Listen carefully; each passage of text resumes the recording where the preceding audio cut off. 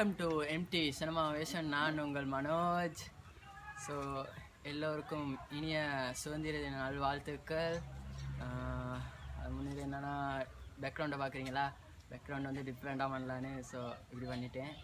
So guys என்னென்னா இன்றைக்கி பார்க்க போகிறோம், நம்ம சுதந்திர தினத்தை முன்னிட்டு ஒரு வீடியோன்னு நான் எடிட் பண்ணியிருக்கேன் நம்ம ஸ்ரீலங்கா நேச்சர்ஸ் பற்றி. அந்த வீடியோ அடுத்து போடுறேன். நெக்ஸ்ட்டு வாங்க வீடியோக்குள்ளே போகலாம்.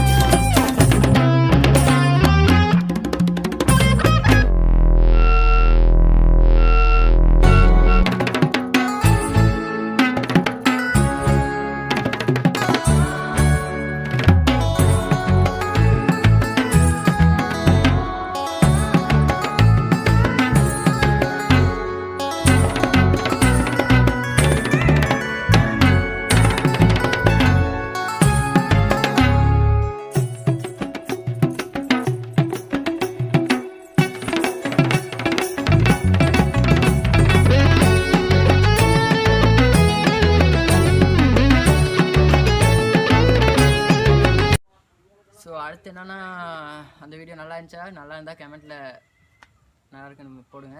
ஸோ நான் எங்கள் ஸ்ரீலங்காவை பற்றி ஒரு ஸ்பீச் ஒன்று ரெடி பண்ணியிருக்கேன், அதையும் நான் போடுறேன். எல்லாம் பாருங்கள் ஸ்கிப் பண்ணாமல். ஸோ பார்த்துட்டு நல்லா இருந்தால் கமெண்ட்டில் போடுங்க. ஓகே காய்.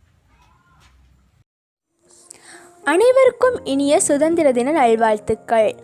1948 2ஆம் மாதம் 4ஆம் திகதி இலங்கைக்கு சுதந்திரம் கிடைத்தது.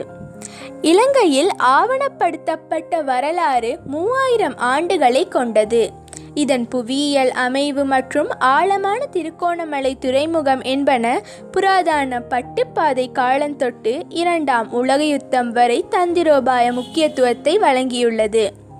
இலங்கை பல சமய, பல இன, பல மொழிகள் பேசுவோரின் தாயகமாக உள்ளது. இது சிங்களவர், இலங்கை தமிழர், இலங்கை சோனகர், இந்திய வம்சாவளி தமிழர் என்ற மதத்தவர் வாழ்கின்றனர். இலங்கை அதிபர் முறை மூலம் குடியரசு மற்றும் ஒற்றையாட்சி அரசால் ஆளப்படும் நாடாகும். கொழும்பு குடியேற்றவார ஆட்சி காலம் முதலே இலங்கையில் தலைநகராக இருந்து வந்துள்ளது.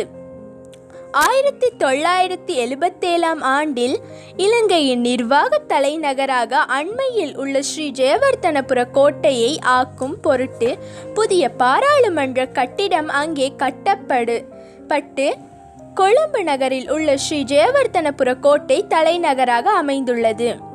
இலங்கை இந்து சமுத்திரத்தின் முத்து என அதன் இயற்கை அழகினால் அழைக்கப்படுவதுண்டு. மேலும் இது புன்னகைக்கும் மக்களின் தேசம் எனவும் அறியப்படுவதுண்டு. இத்தீவு வெப்பமண்டலம் காடுகளையும் உயிரியற் பல்வகைமை கொண்ட பல்வேறு வகையான இயற்கை அமைப்பினை கொண்டது.